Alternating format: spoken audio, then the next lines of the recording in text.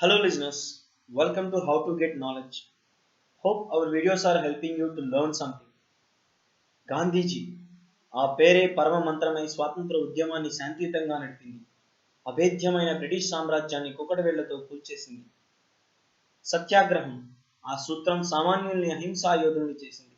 సత్యానికి పరమోన్నత స్థానం కల్పించింది. సత్య శోధన ఆ ఆత్మకథ ఎన్నో జీవితాల్ని మార్చింది.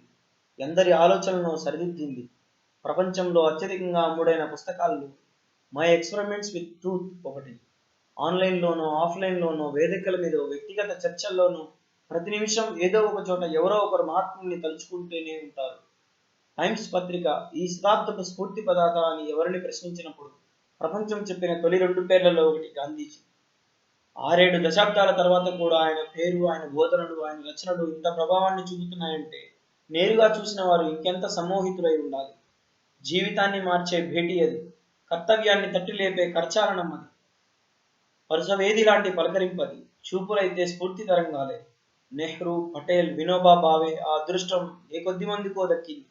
అయితేనేం వారి వారి ఆత్మకథల్లో అధ్యాయాలుగాను డైరీ పేజీలుగాను చదివి తరించే అవకాశాన్ని మనకిచ్చింది. సరోజినీ నాయుడు గారు గాంధీజీతో ఉన్న అనుబంధాన్ని తెలుసుకుందాం. గాంధీ గారు లండన్ వస్తున్నారట. ఎవరో చెప్పారు. మరుక్షణమే నా చూపులు క్యాలెండర్ మీదకు వెళ్ళాయి. ఎలాగైనా ఆయన్ని కలవాలి, మాట్లాడాలి. ఎన్నాళ్ళో వేచిన ఉదయం రానే వచ్చింది. నేరుగా ఓడరేవుకే వెళ్దామనుకున్నా. కుదరలేదు. ఏదో ముఖ్యమైన పని అడ్డు తగిలింది. సాయంత్రానికి అంతా ఆయన బస చేసిన లాడ్జీకి బయలుదేరాను. అదేమంత ఖరీదైన ప్రాంతం కాదు. గదులు కూడా ఇరుకుగా అనిపించాయి. మెట్లెక్కి పైకెళ్ళగానే ఎదురుగా గాంధీజీ జైళ్లలో ఖైదీలకిచ్చే నల్లటి మంతలాంటి దాని మీద కూర్చొని పలహారం చేస్తున్నారు. పలహారం అంటే అవేవో కమ్మని గుజరాతీ రుచులు కాదు. టమోటా ముక్కలు, ఆలివ్ నూనె, పల్లీలు ఇంకేవో కలుపుకొని తింటున్నారు. అలికిడికి తల పైకెత్తారు. మిసెస్ నాయుడు కదా. ముందే సమాచారం పంపడంతో సులభంగానే గుర్తుపెట్టారు. తన ముందున్న చెక్క గిన్నెను నా వైపు జరిపారు. తీసుకో అంటూ. మొహమాటంతో అబ్బే వద్దండి అన్న. అయినా వదల్లేదు. 2 ముక్కలు నోట్లో వేసుకున్నా. రుచించలేదు. ప్రపంచ రాజకీయాల గురించి చాలాసేపు మాట్లాడుకున్నాం అనడం కంటే వింటూ కూర్చున్నా అంటేనే బాగుంటుందేమో. దాదాపు నాది ప్రేక్షక పాత్రే. ఆయన ఆలోచనల్లో చాలా స్పష్టత ఉంది. అహింస మీద అపారమైన విశ్వాసం ఉంది. దక్షిణాఫ్రికాను ప్రయోగశాలలా చేసుకుని సత్యాగ్రహ శక్తిని నిరూపించారు కూడా. తొలి సమావేశంలోనే భారత స్వాతంత్ర పోరాటాన్ని లక్ష్యం వైపు తీసుకెళ్లగల శక్తి ఆయనకు ఉందన్న నమ్మకం కలిగింది. అప్పటికే చీకటి పడడంతో నమస్తే వెళ్ళొస్తాను అంటూ చేతులు జోడించాను. మరొకసారి ఆ చెక్క గిన్నెను నా ముందు పెట్టారు. ఎందుకో ఈసారి ఆ పలహారం మహాద్భుతంగా అనిపించింది. ఆ కొద్ది గంటల వ్యవధిలో నాలో వచ్చిన మార్పు అది ప్రతీక కావచ్చు. ఇది సరోజినీ నాయుడు గారు గాంధీజీతో ఉన్న అనుభవాన్ని పంచుకున్నారు.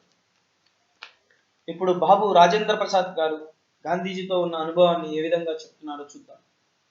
త్యాగాలకు సిద్ధంగా ఉన్నావా? తొలి సమావేశంలోనే గాంధీజీ సూటిగా అడిగిన ప్రశ్న ఇది. ఎదుటి వాళ్లను ప్రశ్నలతో ఇరుకున పెట్టడమే నాకు తెలుసు. అలాంటి నేనే ముద్దాయిలా తలబడాల్సి వస్తుందని ఊహించలేదు. అప్పటికే పాట్నా హైకోర్టులో న్యాయవాదిగా నిలదొక్కున్నా. రాబడి బాగానే ఉంది. ఇంకా కష్టపడాలి, ఇంకా పేరు తెచ్చుకోవాలి అన్న ఆరాటం ఉండేది. నా వృత్తే నా ప్రపంచం. కాంగ్రెస్ కార్యక్రమాలని మాత్రం నిశితంగా గమనిస్తూ ఉండేవాడిని. గాంధీజీ మీద ప్రత్యేకించి ఎలాంటి అభిప్రాయం ఏర్పడలేదు. సరిగ్గా అప్పుడే చంపారణ్లోని రైతుల ఉద్యమం మొదలైంది. వాళ్ళని కలవడానికి గాంధీజీ వస్తున్నారని తెలిసింది. ఆయనకు హిందీ ఓ మస్తరుగానే తెలుసు. సహాయకులు ఉంటే బాగుంటుందని నన్ను మరికొందరు న్యాయవాదుల్ని సాయంగా వెళ్ళమన్నారు. కాదనడానికి కారణం కనిపించలేదు. అయినా బారిస్టరే కాబట్టి తొలి పరిచయంలో ఏమైనా చట్టపరమైన విషయాలు చర్చకు వస్తాయేమో అనుకున్నా. ఆయన మాత్రం అనూహ్యమైన ప్రశ్నలు సంధించారు. ఏం జవాబు చెప్పాలి? అంతకు ముందే ఒకరిద్దరు నాయకులు రాజకీయాల్లోకి రమ్మని అడిగారు. ప్రస్తుతానికి వీలు పడదని ఖచ్చితంగా చెప్పేశాను. గాంధీ గారి దగ్గర మాత్రం అంత నిర్మోహమాటంగా వ్యవహరించలేకపోయాను. గతంలో ఓసారి బాపూజీని కలిసే అవకాశం వచ్చింది. ఆ సమయానికి ఆయన ఏదో సమావేశంలో ఉన్నారు. బయట ఊళ్ళో నాకు కోర్టు పనులు ఉండడంతో వేచి చూడకుండా వెళ్ళిపోయాను. గాంధీజీతో వచ్చిన ఓ స్నేహితుడు నేను ఊళ్ళోనే ఉన్నాననుకుని మా బంగ్లాకు తీసుకొచ్చాడు. ఆ ముతకగుడ్డలు బోడిగుండు చూసి మా నౌకరు గాంధీ గారిని ఏ పల్లెటూరు కక్షిదారో అనుకున్నాడు. పెరట్లోని పాత సామాన్ల గదిలో కూర్చోమని చెప్పాడు. ఆ విషయం తెలిసిన ఓ కాంగ్రెస్ నాయకుడు పరుగు పరుగున వచ్చి తన ఇంటికి తీసుకెళ్లిపోయాడు. ఆ తర్వాత తెలిసింది ఇదంతా నౌకరుని చెడామడా తిట్టేశాను. అయినా బాధ వదలలేదు. వీలైనంత తొందరగా మహాత్ముడికి క్షమాపణ చెప్పాలని తీర్మానించుకున్నాకే మనసు కాస్త కుదుటపడింది. కొన్నాళ్లకి ఆ సంగతి మర్చిపోయాను. ఓ సమావేశంలో తనే మీరు లేరనుకుంటా, మీ ఇంటికి వచ్చాను ఓసారి అంటూ ఆత్మీయంగా ఆలింగనం చేసుకున్నారు. అంత నిర్మల హృదయం ఆయనది. గాంధీజీతో కలిసి చంపారణలో పర్యటించిన రోజులు నా జీవితంలో అతి ముఖ్యమైనవి. 1-2 రోజులు కని వెళ్ళిన వాడిని నెలలు గడుస్తున్నా అక్కడే ఉండిపోయాను. పోరాటం ఓ కొలిక్కి తిరిగొచ్చాకే తిరుగు ప్రయాణం అనుకున్నాను. అది అనన్యమస్కంగానే. వెళ్ళాక కూడా మనసంతా మహాత్ముడి చుట్టే తిరిగేది. కేసులు, కోర్టులు, సంపాదన చాలా చిన్న విషయాల్లా అనిపించాయి. పూర్తి స్థాయిలో స్వాతంత్ర పోరాటంలో పాల్గొనాలని నిర్ణయించుకున్నాను. మరో ఆలోచన లేకుండా సహాయ నిరాకరణ ఉద్యమంలోకి దూకేశాను. గాంధీజీలోని నిరాడంబరత నన్ను బలంగా ప్రభావితం చేసింది. భారత తొలి రాష్ట్రపతిగా బాధ్యతలు స్వీకరిస్తున్నప్పుడు ఓ ప్రజాసేవకుడికి అంత జీతం అవసరమా అనిపించింది. అందులో సగం కంటే తక్కువే తీసుకోవాలని తీర్మానించాను. అది త్యాగం కాదు, బాధ్యత. గాంధీజీ సాహచర్యంలో అలవడిన సంస్కారం. మహాత్ముడు నా జీవితంలో తారసపడిపోయింటే నేను ఓ మామూలు న్యాయవాదిగా మిగిలిపోయేవాడేమో అని బాబు రాజేంద్ర ప్రసాద్ గారు తన జీవితంతో గాంధీజీకి ఉన్న అనుబంధాన్ని పంచుకున్నారు. ఇప్పుడు చార్లీ చాప్లిన్ తన జీవితంలో గాంధీజీ ఎలా ప్రభావితం చేశారో చూద్దాం. కాసేపట్లో గాంధీజీ వచ్చేస్తారని ప్రకటించారు. నేను కూర్చున్న గదిలో కోలాహలం మొదలైంది. దాంతోపాటు నా మనసులోనూ గాంధీజీతో భేటీ ఖరారైన రోజు నుంచి ఓ ప్రశ్న నన్ను వేధిస్తుంది. ఆయనతో ఏం మాట్లాడాలి? దక్షిణాఫ్రికాలోని వివక్ష గురించా? భారతదేశంలో స్వాతంత్ర ఉద్యమం గురించా? అహింసా విధానం గురించా? లేకపోతే యంత్రాల పట్ల ఆయన వ్యతిరేకత గురించా? నేనేం మేధావిని కాదు. నా చిన్ని బుర్రకు ఇంతకు మించి ఏమీ తట్టడం లేదు. అంతలోనే గాంధీజీ వచ్చారు. నేరుగా నా పక్కన వచ్చి కూర్చున్నారు. ఆత్మీయంగా కరచాలనం చేశారు. ఆ నవ్వులో ఏదో మహత్యం ఉంది. భారత స్వాతంత్ర ఉద్యమం పట్ల నాకు సానుభూతి ఉంది. నా మద్దతు మీకే అని హృదయపూర్వకంగా చెప్పాను. కృతజ్ఞతగా నవ్వారు. కానీ యంత్రాన్ని మీరు దయ్యాల్లా భూతల్లా చూడడమే నాకు నచ్చటం లేదు. ఫిర్యాదు చేస్తున్నట్టుగా మాట్లాడాను. కాదు కాదు, మీరు తప్పుగా అర్థం చేసుకున్నారు. నేను యాంత్రిక శక్తికి వ్యతిరేకం కాదు. ఆ యంత్రాల్ని అడ్డం పెట్టుకుని మానవ శక్తిని గెలవాలనుకునే సామ్రాజ్యవాద శక్తులకే నేను వ్యతిరేకం. మనిషి శ్రమను తగ్గించే యంత్రం అంటే నాకెప్పుడూ గౌరవమే అంటూ నా సందేహం తీర్చారు. నిజమే, ఇప్పటిదాకా నేను ఆలోచించని కోణం అది. నిజానికి నేను షూటింగులతో తీరిక లేకుండా ఉన్నా ఓ దశలో అయితే సమావేశాన్ని రద్దు చేసుకోవాలన్న ఆలోచన వచ్చింది. ఎందుకో చివరి నిమిషంలో మనసు మార్చుకుని ఇక్కడికి వచ్చా. గాంధీజీని కలవకపోయి ఉంటే ఓ మహా వ్యక్తిని మరోలా అర్థం చేసుకుని ఉండేవాడినని, ఒకానొక అపోహ జీవితాంతం వెంటాడేది అని చార్లీ చాప్లిన్ తన అనుభవాలను పంచుకున్నారు. వినోబా భావే గాంధీజీతో ఉన్న అనుభవం ఏంటో చూద్దాం. నాకు హిమాలయాలంటే గౌరవం, ఆరాధనా భావం. బెంగాల్ అంటే గౌరవం. ఒకటి ప్రశాంతతకు ప్రతిరూపం, మరొకటి విప్లవాల గడ్డ. గాంధీజీని తొలిసారిగా చూసినప్పుడు ఒకేసారి ఆ రెండు నా కళ్ళ ముందు మిదిలాయి. ఆయన ప్రశాంత విప్లవం. సత్యాగ్రహానికి సంబంధించి నాకు కొన్ని సందేహాలుండేవి. నా మనసుల్లోని ఆలోచనలతో ఉత్తరం రాశాను. కొన్ని ప్రశ్నలకు సమాధానం లేఖల్లో లభించదు. వీలు చూసుకొని రండి, ప్రశాంతంగా మాట్లాడుకుందామని జవాబిచ్చారు. లేఖతో పాటు ఆశ్రమ నిబంధనల్ని తెలిపే కరపత్రాన్ని జత చేశారు. రైలు బండిలో అహ్మదాబాద్ బయలుదేరాను. తెల్లారేలోపు ఆశ్రమానికి చేరుకున్నాను. స్నానం ముగించుకొని బాపు దర్శనానికి వెళ్ళాను. నేను వెళ్లేసరికి కూరగాయలు తరుగుతూ కూర్చున్నారు. ఓ జాతీయ నాయకుడిని అలా చూడడం వింతగా అనిపించింది. గదిలోకి వెళ్ళగానే పలకరింపుగా నవ్వారు. నా చేతికి ఓ కత్తి ఇచ్చారు. బొత్తిగా తెలియని వ్యవహారం అది. అయినా ప్రయత్నించాను. పర్వాలేదు, కాసేపటికి పని మీద పట్టు వచ్చింది. ఆశ్చర్యం, అప్పటిదాకా మేమిద్దరం ఒక మాట కూడా మాట్లాడుకోలేదు. ఇక్కడి వాతావరణం నచ్చిందా? నీ జీవితాన్ని దేశసేవకు అంకితం చేస్తావా అంటూ తనే సంభాషణ ప్రారంభించారు. నేను మౌనంగా తలూపాను. అంతలోనే ఎవరో రావడంతో సంభాషణ మరోవైపు మళ్ళింది. ఆ ఆశ్రమంలో బాపు అప్పగించిన ప్రతి పనిని శ్రద్ధగా చేసేవాడు. నా దృష్టిలో బాకీ పని అయినా ప్రార్థన అయినా ఒకటే. ప్రార్థనలో నన్ను నేనే మర్చిపోయేవాడిని. పాయికానాల్ని శుభ్రం చేస్తున్నప్పుడు ఆ పనిలో తాదాత్ తాదాత్మ్యం చెందేవాడిని. వంటశాలలోనూ చురుకైన పాత్ర నాదే. ఆ విషయంలో పొడి మాటలు తప్పించి మహాత్ముడితో సుదీర్ఘ సంభాషణలు ఏమీ జరగలేదు. ఓ ప్రార్థనా సమావేశంలో నన్ను వేదిక మీదకి పిలిచి అన్ని మతాల్లోని మంచిని వెలికి తీయమని ఆదేశించారు. దీంతో నా అరకొర సంస్కృత పాండిత్యానికి మెరుగులు పెట్టుకున్నాను. వేదాల్ని, ఉపనిషత్తుల్ని లోతుగా అధ్యయనం చేశాను. అనువాదాల మీద ఆధారపడకుండా ఖురాన్ చదవాలన్న ఆ ఉద్దేశంతో అరబిక్ నేర్చుకున్నాను. బాపు మాట నిజమే, ప్రతి ధర్మం ఓ విజ్ఞాన భాండాగారమే. గాంధీజీ సాహచర్యం, ఆశ్రమ జీవితం నా వ్యక్తిత్వాన్ని తీర్చిదిద్దాయి. కాలినడకన దేశమంతా చుట్టి రావాలన్న సంకల్పానికి అదే ప్రేరణ. 100 మైళ్ళ ప్రయాణంలో ఎంతో మందిని కలుసుకున్నాను. ఎన్నో కష్టాలను తెలుసుకున్నాను. తెలంగాణలోని పోచంపల్లి గ్రామంలో దళితుల బాధలు విన్నప్పుడు భూదానోద్యమ భావన ప్రాణం పోసుకుంది. పేదల జీవితాల్ని మార్చే శక్తి జానడు నేలకు మాత్రమే ఉందని స్పష్టమైపోయింది. ఓ కొత్త నినాదంతో నా ప్రయాణం మొదలైంది. ఆ ఆలోచనకు అంకురం అతడే, మహాత్ముడే అని వినోబా భావే తన అనుభవాలను పంచుకున్నాడు. పరమహంస యోగానంద మహాత్ముడి గురించి. స్వాగతం అక్షరాలు కుదురుగా లేవు కానీ ప్రేమగా రాసినట్టున్నాయి. ఆ రోజు సోమవారం. గాంధీజీ మౌనవ్రతంలో ఉంటారు. ఏం చెప్పాలనుకున్న రాతల్లోని చేతులు జోడించి కృతజ్ఞతలు తెలిపాను. ఆశ్రమ సిబ్బంది మమ్మల్ని విడిది గదికి తీసుకెళ్లారు. బడలిక తీర్చుకునే లోపు భోజనానికి పిలిపొచ్చింది. చపాతీలు, ఉడకబెట్టిన కూరగాయలు, ఒకటి రెండు పండ్లు వడ్డించారు. గాంధీజీ వేపాకులు వడ్డించుకున్నారు. నా పళ్ళెంలోనూ కొన్ని వేశారు. ఆ చేదును ఆయన చాలా ఇష్టంగా ఆస్వాదించారు. ప్రజా జీవితం అంటే కత్తి మీద సాము. మన చర్యల్ని ప్రశంసించేవారు ఉంటారు, విమర్శించేవారు ఉంటారు. అన్నిటినీ సమానంగా స్వీకరించాలి. చేదునైనా సంతోషాన్నైనా మింగాలి. వేపాకును నమిలినట్టు ఆ స్థితప్రజ్ఞత గాంధీజీలో పరిపూర్ణంగా కనిపించింది. సాయంత్రానికి మౌన దీక్ష విరమించారు. మేమిద్దరం జాతీయ అంతర్జాతీయ పరిణామాల గురించి చాలాసేపు మాట్లాడుకున్నాం.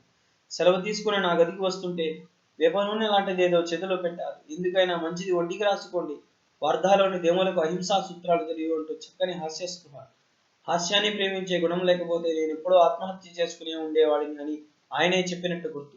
మరుసటి రోజు వీడ్కోలు తీసుకుంటున్నప్పుడు సెలవు స్వామీజీ అంటూ నిండుగా నవ్వారు. తొలి పరిచయంలోనే మహాత్ముడిలోనే అచ్చమైన మనిషి నన్ను అమితంగా ఆకర్షించాడు అని చెప్తున్నారు పరమహంస యోగానంద. జవహర్లాల్ నెహ్రూ గాంధీజీ గురించి. అప్పుడు జాతీయ కాంగ్రెస్ సమావేశాలు జరుగుతున్నాయి. నాన్న మోతీలాల్ వెంట నేను బయలుదేరాడు. నా దృష్టిలో నాయకుడంటే నాన్నే. వందల మందిలో అయినా గుర్తించగలిగేంత స్ఫురద్రూపం. ఉపన్యాస శైలి కూడా మహా గంభీరంగా ఉండేది. సమావేశ మందిరం దగ్గర నాన్న నన్ను గాంధీజీకి పరిచయం చేశారు. అదే తొలిసారి కలుసుకోవడం. అప్పటికి నా వయసు 27, ఆయన వయసు 47.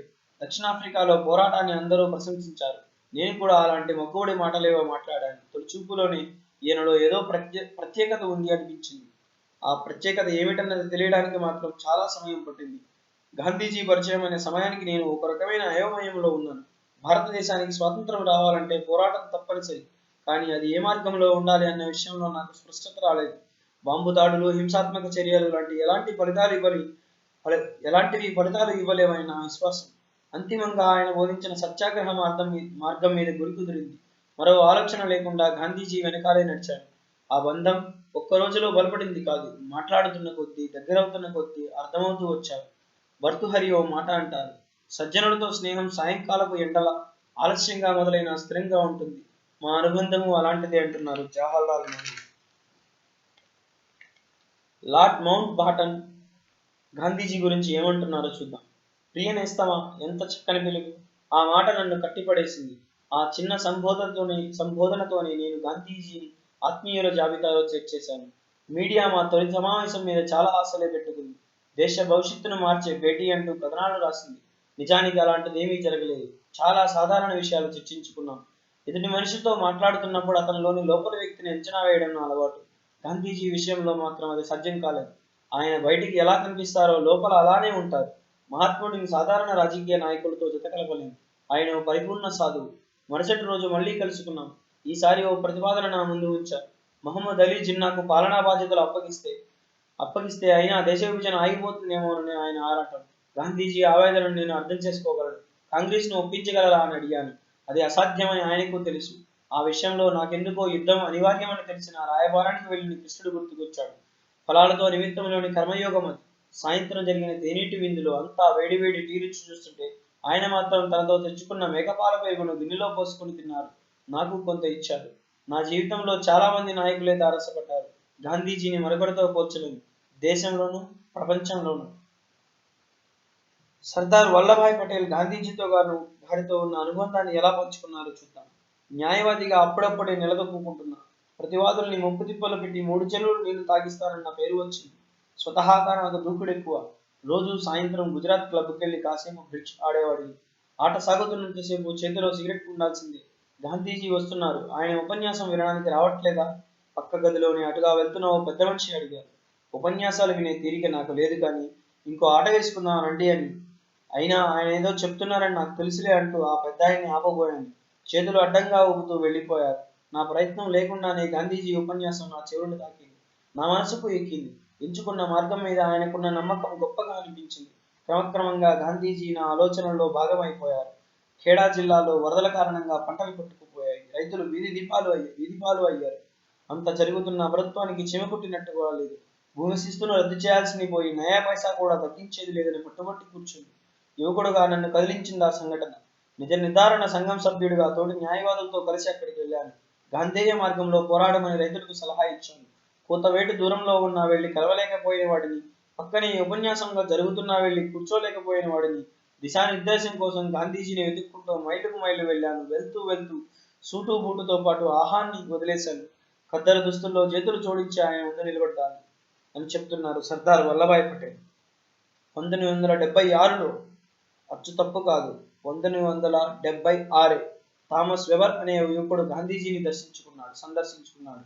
ఒంటి మీద కొల్లాయి, ముతక ఖద్దరు, కండువా, గుండ్రని కళ్ళజోడు, బోడిగుండు, చేతిలో కర్ర. ఆ రూపం విచిత్రంగా అనిపించినట్టుంది. ఆయన గురించి మరింత తెలుసుకోవాలన్న కుతూహలం కలిగింది. అందుబాటులో ఉన్న సాహిత్యం అంతా చదివాడు. ఆసక్తి అధికమైంది. అధ్యయనం పెరిగింది. ఆ తరువాత యూనివర్సిటీ ప్రొఫెసర్ అయ్యాడు. మహాత్ముడి మీద అనేక రచనలు చేశాడు. Gandhism and the Gandhians, Gandhi's disciple and mentor, ఆ జాబితాలో కొన్ని. ప్రపంచమంతా తిరిగి గాంధేయవాదం మీద ఉపన్యాసాలు కూడా ఇచ్చారు. అతడు దర్శించుకునేది మేడం టూస్పాట్ మ్యూజియంలోని మహాత్ముడి బొమ్మని. గాంధీజీ తన జీవిత కాలంలో లక్షల మందిని పలకరించి ఉంటాడు. కోట్ల మందికి దర్శనం ఇచ్చి ఉంటాడు. ఉపన్యాసాల ద్వారా మరెన్నో కోట్ల మందికి చేరి ఉంటాడు. కానీ కొన్ని జీవితాలే అందుకు అపారంగా ప్రభావితం అయ్యాయంటే ఆ కొందరే ఆయనలోని దార్శనికుడిని చూశారు. తొలిచూపు కేవలం కళ్ళకు సంబంధించిన వ్యవహారం కాదు, హృదయనేత్రంతో ముడిపడిన విషయం. ఆ దృక్కోణం అలవడిన రోజున మైనబొమ్మలోని మహాత్ముడు కనిపిస్తాడు. బోసి నవ్వులు నవ్వుతాడు, ప్రేమగా పలకరిస్తాడు, దిశానిర్దేశం చేస్తాడు. జై హింద్, జై హింద్ గాంధీజీ.